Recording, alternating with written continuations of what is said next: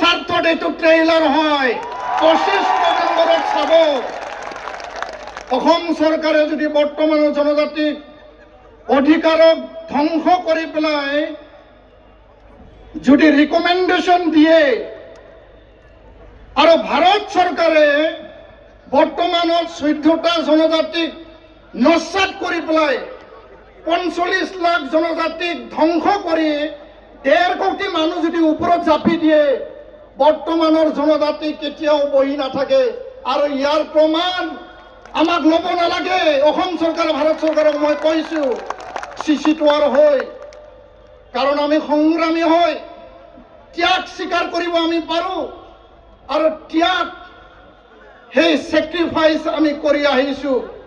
নিজ নিজ জাতি জনগোষ্ঠী সংগ্ৰামৰ মাজেৰে অসমৰ জনজাতি সকলৰ ভৱিষ্যত আৰু সুৰক্ষিত ভৱিষ্যতৰ কাৰণে যি ধৰণে ৰূপনাথ ব্ৰহ্ম বদফা উপেন্দ্ৰনাথ ব্ৰহ্ম আৰু যি ধৰণে কাৰ্কচন্দ্ৰ দলে যি ধৰণে যাদৱ চন্দ্ৰ খাকলাৰী এই সকল মহান